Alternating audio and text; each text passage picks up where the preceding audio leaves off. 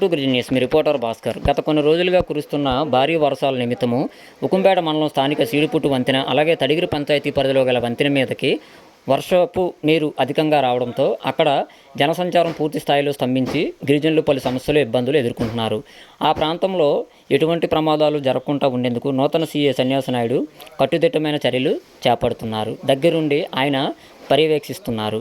ఏదేమైనప్పటికీ మనకు తెలిసిన విశ్వసనీయ సమాచారం మేరకు దీనికి రెవెన్యూ వారు ఇక్కడ హెచ్చరిక బోర్డులు పెట్టి వారు కూడా ఇక్కడ తగు జాగ్రత్తలు తీసుకోవాలి. కానీ నేడు వారి అడుగుజాడలు అయితే మాత్రం కనిపించడం లేదనే విమర్శలు వెల్లువెత్తుతున్నాయి. ఏదేమైనప్పటికీ ఇక్కడైతే మాత్రం ప్రమాదం మాత్రం పొంచి ఉన్నది అనేది మనకి నేరుగా కనిపిస్తుంది. కనుక జిల్లా యంత్రాంగమైన సరే పూర్తి స్థాయిలో స్పందించి ఇక్కడ చర్యలు చేపట్టాలని నెల్లూరు జిల్లా ఏజెన్సీ ప్రాంతం ఉకుంపేట మండలం స్థానిక ఇక్కడ మన చీడిపుట్టు అలాగే అడ్డుమండ గ్రామాలకు వెళ్ళే మార్గ మధ్యలో గల బ్రిడ్జి దగ్గర మనం ఉన్నాము. ఇక్కడ ఈ బ్రిడ్జి సుమారు ఇంచుమించు చిన్నప్పటి నుంచి కూడా ఇక్కడ అంటే గత దశాబ్దాల కాలం నుంచి కూడా ఇక్కడ ఈ వంతెన ఇలాగే ఉంది. దీన్ని చాలాసార్లు కూడా ఈ వంతెన వల్ల వర్షం పడితే ఇక్కడ చాలా ఇబ్బందికరంగా ఉందండి. అటు ఇటు రావడానికి కూడా ఇబ్బందిగా ఉంది. అలాగే రైతులు మేము పండించుకున్న పంటలు కూడా తీసుకెళ్ళడానికి కూడా మాకు ఇక్కడ గడ్డ ఎక్కువైతే నువ్వు తీసుకెళ్ళలేకపోతున్నాం అని చెప్పని ఇప్పటికే అనేక సార్లు రాజకీయ నాయకులకు తెలియజేశారు, మరి సంబంధిత అధికారులకు కూడా తెలియజేశారు. కానీ ఇప్పటి వరకు ఇదైతే మాత్రం నేటికి కూడా స్పందించలేదు. అప్పట్లో టీడీపీ గవర్నమెంట్ ఉండేటప్పుడు మణికుమార్ గారు మినిస్టర్గా ఉండేటప్పుడు ఇక్కడ ఉకుంపేట మండలంలోని సుమారు 2 బ్రిడ్జీలు అలాగే జీమాళ్ళు వైపు కూడా పెద్ద బ్రిడ్జీలు కట్టించడం వలన అక్కడ ఎటువంటి ఇబ్బందులు లేకుండా నేడు ఉన్నది పెద్దవి. ఆ రోజుల్లోనే మరి ఇక్కడ కడతామని కూడా చెప్పారు.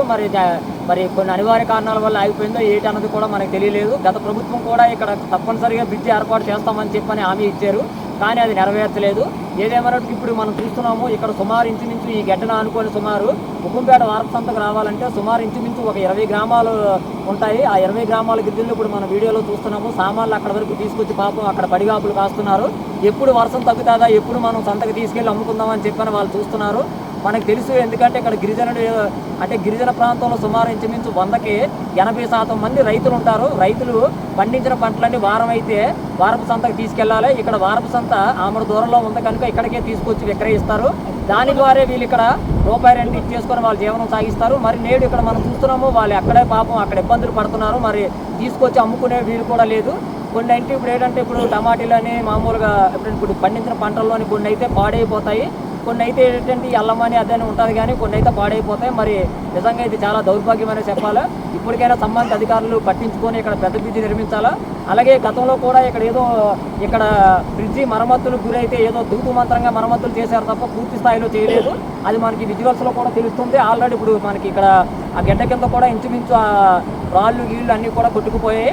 మరి ఇప్పటికైనా సార్ అధికారులు స్పందించి ఇక్కడ ఉకుంపేట మండలానికి ఆమె దూరంలో గల ఇక్కడ ఈ వంతెన నిర్మించాలని చెప్పని కోరుతున్నారు. లేదు గిరిజనులే కదా ఆలేకపోతే మనకెందుకులే, మన జీతాలు మనకు వస్తున్నాయని చెప్పని మరి జిల్లా అధికారులు ఆలోచిస్తారు, సంబంధిత అధికారులు ఆలోచిస్తున్నారనే ఆరోపణలు కూడా వెలువెత్తుతున్నాయి. ఇప్పటికైనా రాజకీయ నాయకులు అలాగే మన జిల్లా అధికారులు అయినటువంటి పిఓ గారు, కలెక్టర్ గారు, అలాగే ఇప్పుడున్న ఎస్డీసీ గారు అందరూ కూడా ఈ సమస్యపై దృష్టి సారించి పరిష్కారం చేయాలని చెప్పని కోరుతున్నారు. కనీసం ఇక్కడ వర్షం పడినప్పుడు కనీసం హెచ్చరిక బోర్డులు కూడా గతంలో లేవు, కానీ నేడు ఇక్కడ పోలీసు యంత్రాంగం ఉంది.